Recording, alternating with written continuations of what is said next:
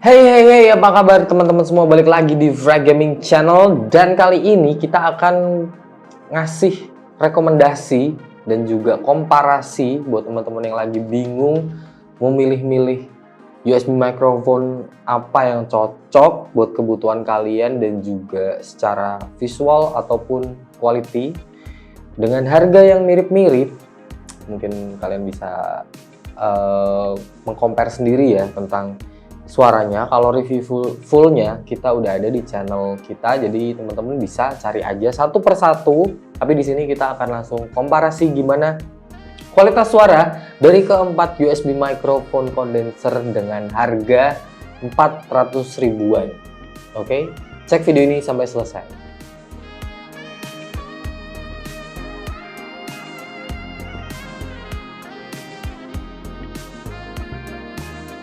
Oke, dari keempat mikrofon ini aku akan ngejelasin satu-satu nama dan harganya. Dari sebelah sini dulu, dari ini ada Rexus Snare, satu buah mikrofon dari brand Rexus yang dia modelnya itu lumayan unik.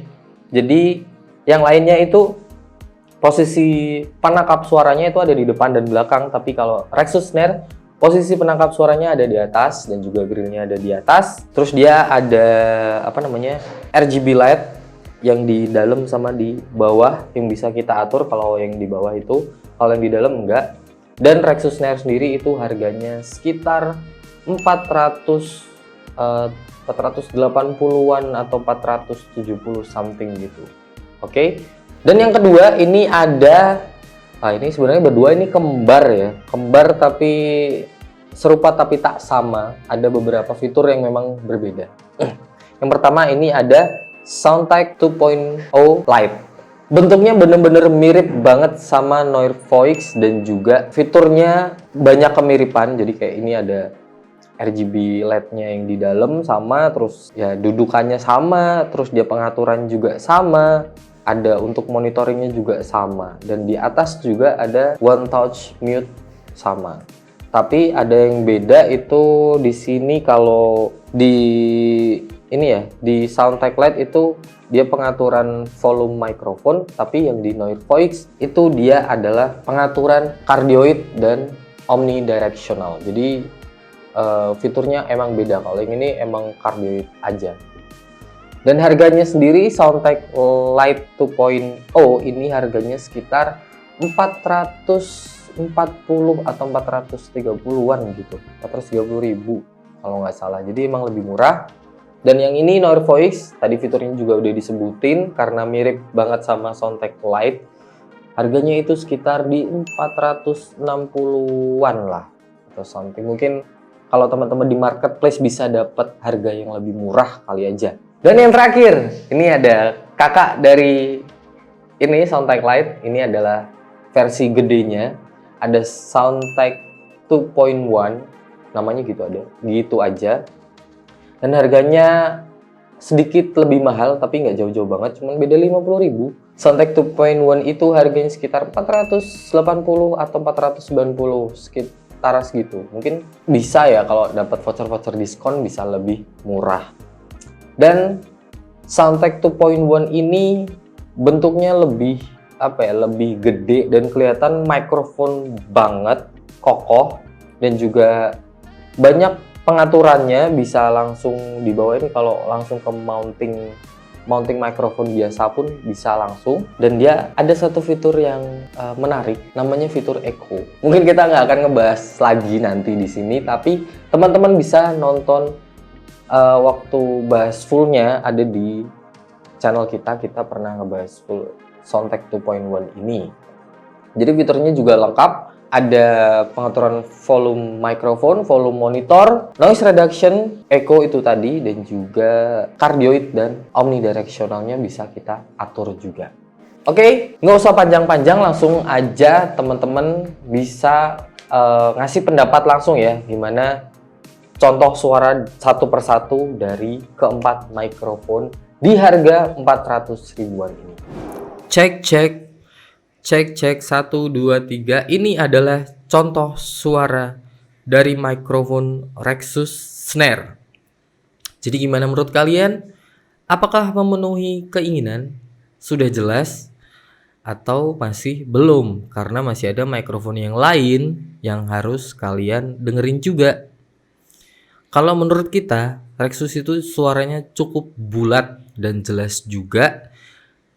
Walaupun nggak ada noise reduction ya, tapi suaranya cukup hening. Jadi cukup untuk kita pakai sehari-hari untuk gaming, podcast, dan juga mungkin komunikasi atau yang lainnya itu masih banyak. Dan juga semua mikrofon ini kan juga plug and play. Jadi tinggal sesuaiin kebutuhan aja gitu. Cek, dan ini yang kedua. Ini adalah contoh suara dari Soundtech Lite 2.0. Dan ini kita pakai setting di volume mikrofonnya 50%. Yang Rexus tadi juga sama, kita pakai setting gain mikrofonnya di 50% karena itu aman. Buat yang ada volumenya kita selalu pakai volume di 50% karena biar nggak kekencengan dan nggak kepelanan juga, karena kalau kepelanan masih bisa kita naikin volumenya waktu editing. Tapi sebenarnya nggak diedit juga bisa ya, kalau kita langsung aja oh ini udah cukup, udah bagus, karena memang mikrofon ini didesain buat kegiatan yang lebih compact, lebih simple dan cepat lah pokoknya gitu. Oke, lanjut. Nah, ini yang ketiga, ada Noirvoix, dan ini contoh suara dari Noirvoix, mikrofon condenser yang kita setting di arah cardioid. Karena yang punya omnidirectional nggak semuanya, jadi kita setting rata aja di cardioidnya. Dan juga noise cancelling di posisi off. Ini walaupun kembar sama Soundtech Lite, tapi hasil suara dari Noirvoix itu bener-bener jauh beda sih kalau kita bilang ya. Lumayan beda. Dan juga Noirvoix itu nggak ada pengaturan volume, jadi ini pure apa adanya. Kalau misal kekencengan waktu editing nanti akan dipelankan gitu kan ya. Tapi kalau kepelanan sih enggak, karena si Noirvoix ini memang gainnya tebel, jadi walaupun kita agak jauh, nah gitu, masih kedengeran jelas suara kita gitu. Oke? Next. Dan yang terakhir, ini ada Soundtech 2.1. Mikrofon yang kelihatan gambot ya, paling gede sendiri. Dan juga kelihatan kayak mikrofon studio, kayak ya kita sering lihat lah ya kalau di podcast yang udah proper itu mikrofonnya mungkin segede gini. Tapi beda karena itu mikrofonnya udah mahal.